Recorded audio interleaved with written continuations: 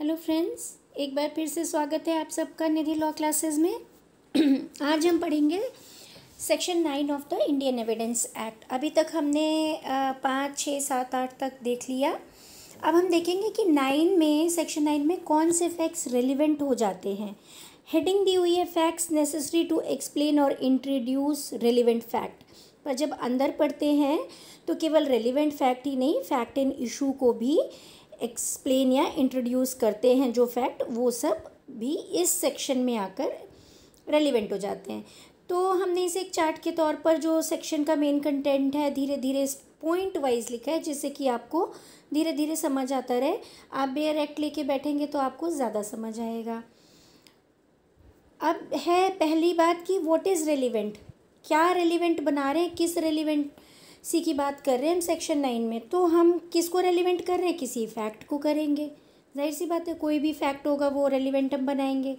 ये फैक्ट हमें क्या बताएगा, ये फैक्ट वो जो हेडिंग दी हुई है ना, पहला पॉइंट वही है कि ये फैक्ट बताएगा, एक्सप्लेन करेगा या इंट्रोड्यूस करेगा। क्या चीज़, या तो फैक्ट एंड इशू को एक्सप्लेन कर रहा होगा या रेलिवेंट फैक्ट को एक्सप्लेन या इंट्रोड्यूस कर रहा होगा, तो वो खुद भी रेलिवेंट हो जाएगा। अब इसके आगे बात बढ़ती है, तो ये जो फैक्ट है जिसे हम सेक्शन 9 में रेलिवेंट बनाने की कोशिश कर रहे हैं, ये सेकंड नंबर पे देखिए, दिस फैक्ट सपोर्ट्स और रीबट द इन्फरेंस बाय एफआईआई और आरएफ। ये जो एफआईआई है ये फैक्ट एंड इशू है, आरएफ रेलिवेंट फैक्ट है। अब रेलिवेंट फैक्ट या फैक्ट एंड इशू कोई इन्फरेंस दे रहे। इन्फरेंस क्या होता है, किसी बात से कोई निष्कर्ष निकालना कि फैक्ट एंड इशू से ऐसा सीधा सीधा प्रतीत हो रहा है कि ऐसा ही हुआ है, तो उसको सपोर्ट करने के लिए कोई फैक्ट आ जाए, ठीक है, तो वो हम सेक्शन 9 में उसे रेलिवेंट बना देंगे। या उसके अगेंस्ट में, उसके रिबटल में, उसको काटने के लिए कोई फैक्ट आ जाए तो भी हम उसे सेक्शन 9 में रेलिवेंट मानेंगे।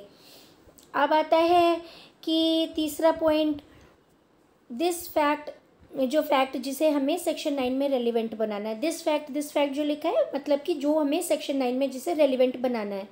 This fact establish the identity of any thing और any person.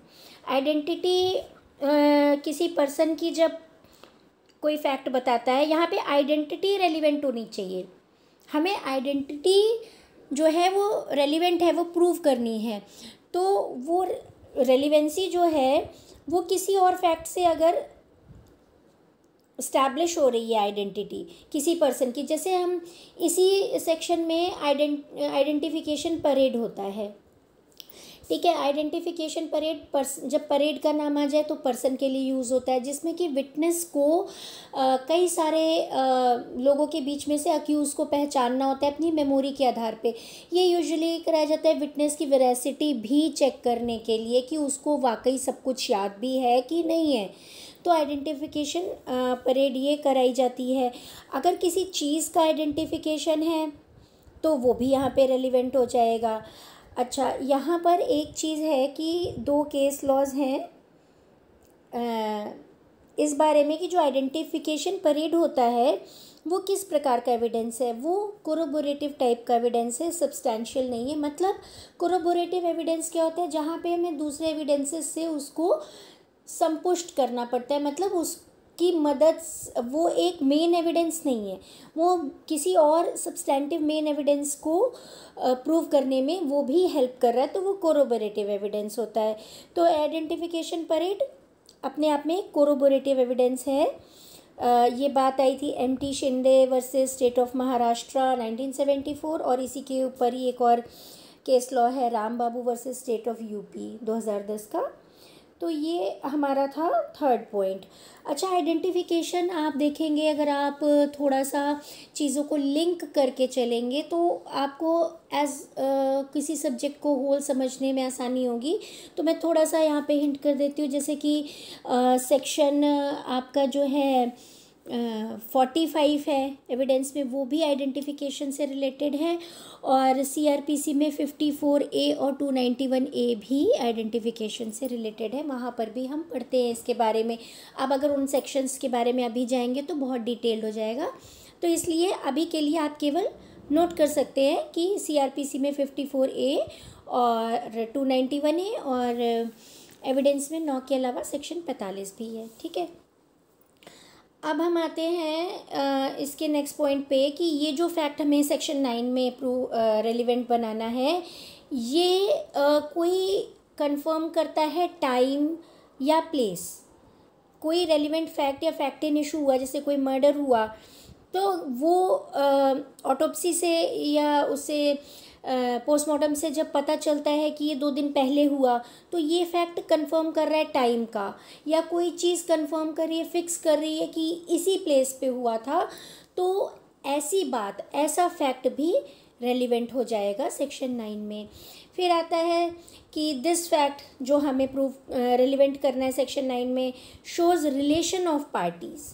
Relation of parties ज़्यादातर क्राइम जो होते हैं आप देखेंगे कहाँ होते हैं, रिलेशंस में, मतलब कोई ना कोई फ्रेंडली रिलेशन या एनिमिटी भरा रिलेशन या फिर कोई ब्लड रिलेशन या किसी भी प्रकार का कोई ना कोई कनेक्शन होता है, तभी तो कोई क्राइम करेगा। कोई किसी अननोन के प्रति तो जाके क्राइम ज़्यादातर नहीं होता है, कुछ केसेस में होता है। ठीक है, तो जो एक रिलेशन है पार्टीज़ के बीच में, वो रिलेशन किसी फैक्ट से अगर हमें पता चल रहा है, ठीक है, कि जैसे अभी हमारा एक केस चल रहा है कुछ अलग ही ए और बी के बीच में, लेकिन ए और बी का रिलेशन हमें किसी और इंसिडेंट, किसी और केस से भी पता चल रहा है कि उनके बीच में दुश्मनी हुई थी पिछले किसी केस से। तो वो जो पिछला फैक्ट है, पिछला केस है, कि वो उनके रिलेशन को, उनके आपस में ना बनने वाले रिलेशन को दिखाता है, तो ऐसा फैक्ट भी यहाँ पर रेलिवेंट हो जाएगा। क्या लिखा है, this fact shows relation of parties by whom fact in issues और रेलिवेंट फैक्ट्स आर ट्रांजैक्टेड। ठीक है, जिन पार्टीज़ के बीच में वो ट्रांजैक्ट हुए हों उन पार्टीज़ की रिलेशन को बताएगा। अब एक बहुत इम्पॉर्टेंट चीज़ आती है यहाँ पर कि आप जब देखेंगे जो सेक्शन का मेन पार्ट है उसमें जो लास्ट लाइन है, लास्ट लाइन क्या है, आर रेलिवेंट। आर किसके लिए यूज़ हुआ है, जो फैक्ट्स हम रेलिवेंट कर रहे हैं सेक्शन 9 में, पूरा सेक्शन 9 में जिसे जिसे हमने रेलिवेंट बनाया है, are relevant in so far as they are necessary for that purpose. ये the facts relevant under section 9 are relevant in so far as they are necessary for that purpose. इसका मतलब क्या है, इसका मतलब है, इसके लिए एक एग्जाम्पल लेते हैं हम। एग्जाम्पल क्या लेते हैं हम इसके लिए कि जैसे आप देखिए कि कोई क्राइम किया, किसी ने मर्डर किया, ठीक है, उसके बाद वो अपने घर से भाग गया। अब जो भाग जाने का सब्सीक्वेंट कंडक्ट था वो हम कहाँ रेलिवेंट करते थे, सेक्शन 8 में रेलिवेंट करते थे। ठीक है, हमने सेक्शन 8 में उसे रेलिवेंट किया था कि वो क्राइम किया और फिर वो भाग गया, सब्सीक्वेंटली भागा, इसका मतलब उसने कुछ गलत किया है, तो वो रेलिवेंसी हो गई सेक्शन 8 में। पर अगर हम एक ऐसा फैक्ट प्रूव कर पाए कि उसके पास कोई फ़ोन आया था, उसके बिजनेस प्लेस पे कोई इमरजेंसी आ गई थी, ठीक है, आग लग गई थी सपोज़ करिए, तो वो फ़ोन पाते ही उसका वो भाग गया वहाँ से, कि वो फटाफट गया कि इमरजेंसी में गया कि मेरे तो वहाँ पे कुछ फैक्ट्री में आग लग गई या कुछ और बात से वो इमरजेंसी में गया, तो उसके फटाफट चले जाने को कौन एक्सप्लेन कर रहा है, ये जो बीच में फ़ोन आया उसके पास। तो ये जो फ़ोन आया, ये जो फैक्ट है, ये क्या करता है, ये रेलिवेंट कर देता है इसको सेक्शन 9 में। ये बात भी समझ में आई क्योंकि ये एक्सप्लेन कर रहा है कि भाई वो क्यों भागा। ये जो हमने फर्स्ट पॉइंट देखा ना कि एक्सप्लेन करने वाला, तो ये एक्सप्लेन कर दिया कि भाई इसलिए चला गया। अब वो वहाँ पर जा कर के जो अपना बिजनेस संभाल रहा है, जो भी उसके बिजनेस अफेयर्स हैं उसके प्लेस ऑफ वर्क पे, वो बिजनेस यहाँ पर रेलिवेंट नहीं होगा। जो लास्ट लाइन है ना, are relevant in so far as they are necessary for that purpose, वो नेसेसिटी क्या है, हमें ये दिखाना है कि भाई उसका फटाफट क्राइम सीन से भाग जाना ये रेलिवेंट क्यों था, ये एक्सप्लेन करने के लिए कि फ़ोन आया था। लेकिन इतना तो हमने मान लिया कि ये रेलिवेंट है फ़ोन आना, लेकिन अब फ़ोन आने के बाद वो वहाँ जो गया, वहाँ पे उसने क्या बिज़नेस किया, क्या किया क्या नहीं किया, वो चीज़ रेलिवेंट नहीं हो जाती है यहाँ पर। तो केवल उतना ही पार्ट रेलिवेंट होगा जिसकी मदद से हम आगे की चीज़ को एक्सप्लेन कर रहे हैं।